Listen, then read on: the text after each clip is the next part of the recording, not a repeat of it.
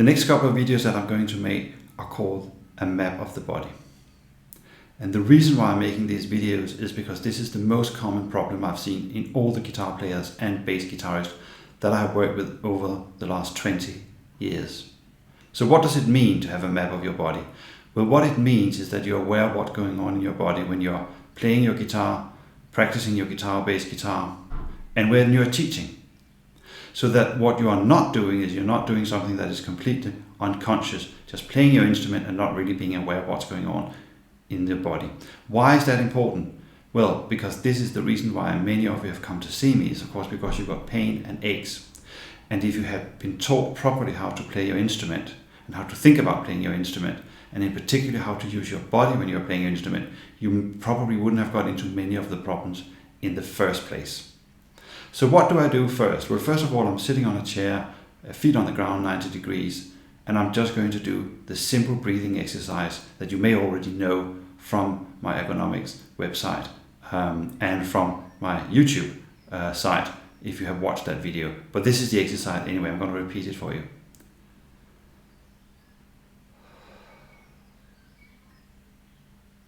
I'll do it again. Breathe in, breathe out. Now you can hear that I'm putting a bit of sound on when I'm breathing out. This exercise is actually from the Alexander technique and it's called the whispered R. And what it does, it really raises your awareness about what's going on in your head, your neck, and the rest of the body. So when I do this exercise, I take my thoughts up along my spine and I'm really checking whether there's any unwanted tension. So this is step number one, even before you have got hold of your instrument and start thinking about what you're going to play or practice, or before you start teaching. So I can get onto my instrument now, and the first video here is where I'm just demonstrating a very simple technique on acoustic guitar. So I'm sitting here and I'm having both feet on the ground, which means there are some things I can do on the instrument, but there's also a lot of stuff that I can't do on the instrument. So if I was playing classical guitar piece, I wouldn't sit like this, but I'll come back to that later on. So let's just say we're doing something really simple like going from C to D on the guitar. So let's go back to basics. Let's do the breathing exercise first.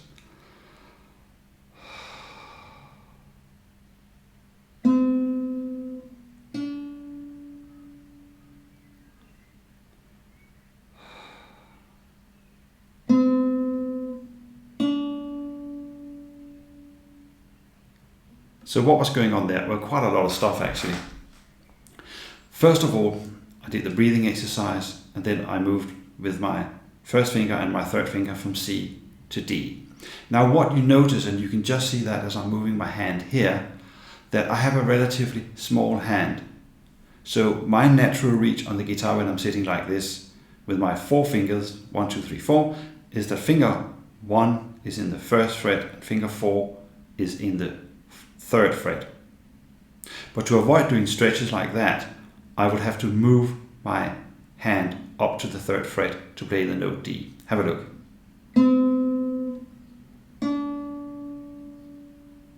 Now notice how I do that movement. I don't do it with the fingers or the hand, I do it with the arm. I'm just going to do this for you very slowly so you can see it.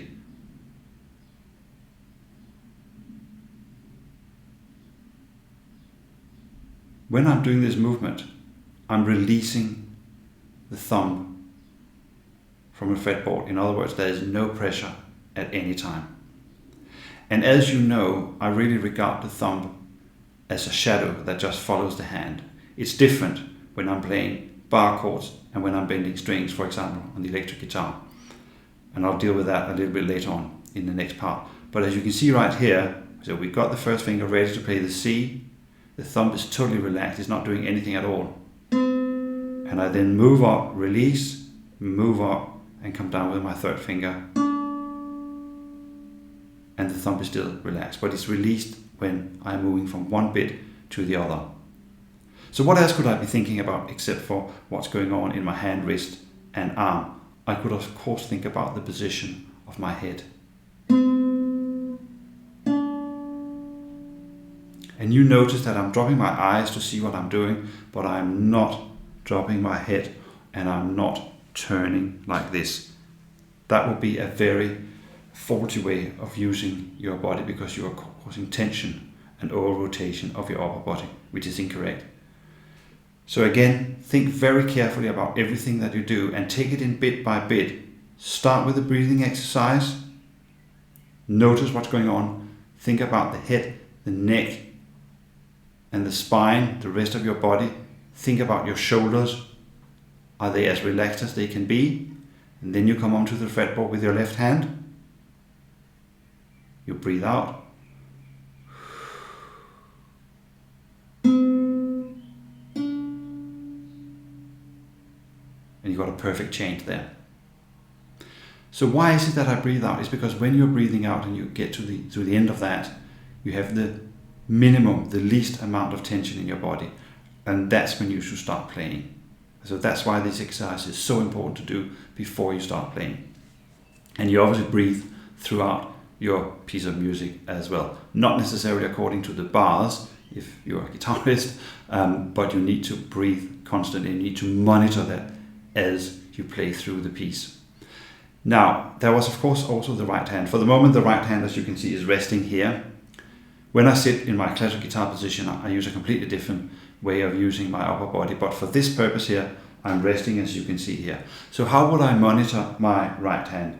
In this case, I put my thumb on the third string, and the reason why I do that is because it's easier than to locate the second string. So the thumb is just resting here, really relaxed.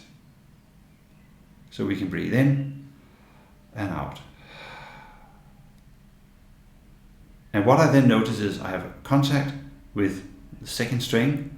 I think about pressing in and then releasing the string.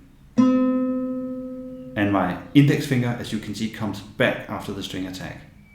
And then we move up to play the D, and my M finger comes in and out. I just do that again. Attack and come back to relaxed position.